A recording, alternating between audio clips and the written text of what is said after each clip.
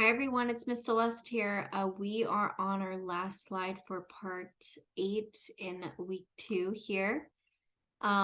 So we are almost at the end of week 2 for ECE 602, Child, Family, and Community course. I hope that it has been really fun watching these videos with me.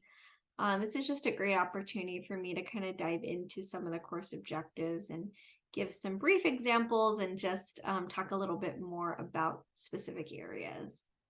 But again, before we get started, just making sure that we are completing the assignments for week 2 for ECE 602. And then again, just discussion, journal, assignment, and just making sure that you are reviewing the practicum.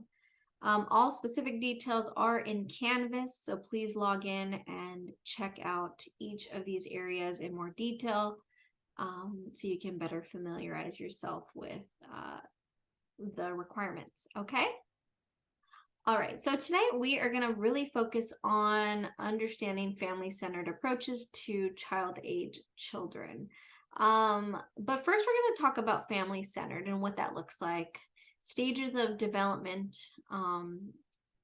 for children, and also how we're supporting families. I talk a lot about supporting families because I really feel like that is a big part of what we need to be doing as often as possible. But let's think about this. Starting school is a major transition in the lives of children and their families. So an event full of challenges, even when the teachers do a great deal to ease everyone into the new setting and situation, there's always going to be struggles, right? There's always going to be obstacles, challenges that we're going to need to get through, specifically, in the beginning of school, right? So that's just something that I wanted to mention. I did find in our text on page 99. And I wanted to highlight because I feel sometimes, teachers are a bit tough on themselves, especially in the beginning of the year when transitions are a bit challenging. Specifically talking about young children, but there is a light at the end of the tunnel. There is, as you've probably seen yourself. But I do challenge you to self-reflect and think about how you get through that transition to better just make different decisions for the next time. I think that we need to constantly be reassessing how we do things because we're meeting new children, because the needs are all different. There's so many changes that we can make to best support, the children and also as a teacher, to kind of ease the stress and anxiety that we go through, because we want it to be successful and we do care and are super passionate about making sure that families and their child get through this new, process and are open to this new setting, as soon as possible. But what are family-centered approaches, within a school when they do say, I'm a family-centered program? So in a family-centered program, the teacher sees the importance of creating a relationship with each family. So instead of one big orientation, he or she meets with each family individually or in a small group over a period of time. So some families might even have a home visit before school starts. Some teachers also get to meet parents ahead of time to build that connection. So there's a lot of emphasis on the time that is spent to bond, to connect with, the family, so that the family feels that importance, feels well informed, and really, energizes and starts that relationship as soon as possible. So that is what a family-centered program promotes. That's how they lead, and that is their focus when they are specifically meeting new families and bringing them within that environment. But also over time, meeting with them individually or small groups or whatever that, the topic may be. They're constantly trying to bring them part of that environment. The different stages of development, right, for children all differ, right? But the stages, the change of stages doesn't always come all at the same time, at the same age.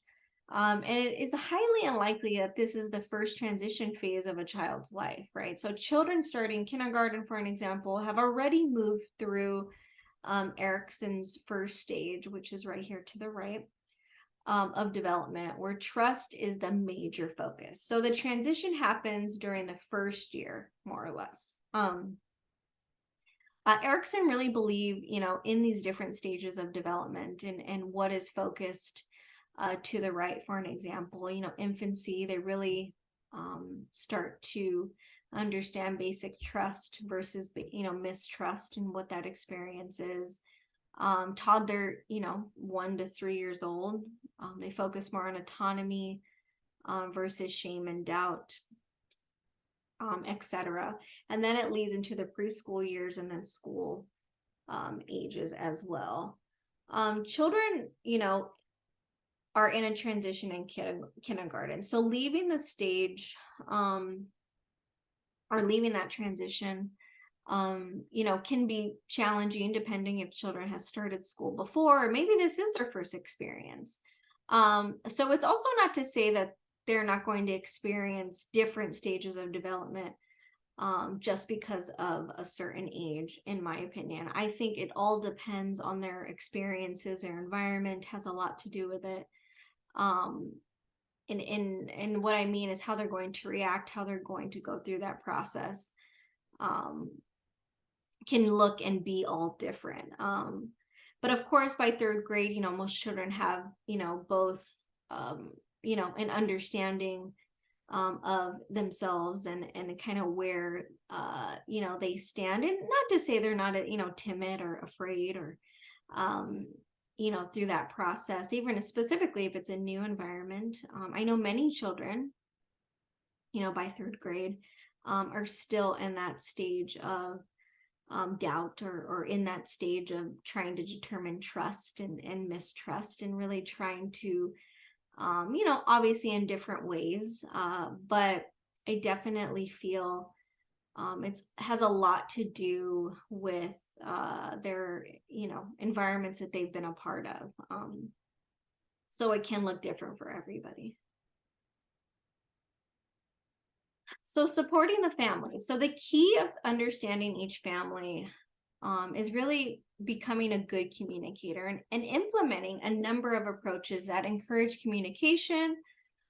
Whether you're a kindergarten teacher, a primary teacher, a school age teacher, finding time to communicate is usually a problem or sometimes very hard, right?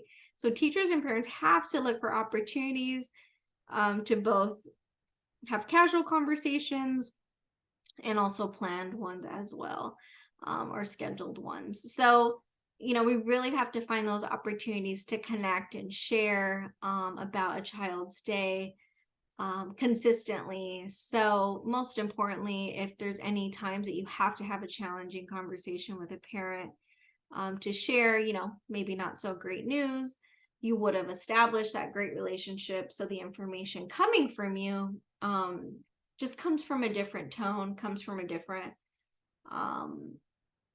perspective, different feeling when you have that connection and you're able to convey your message clearly and confidently.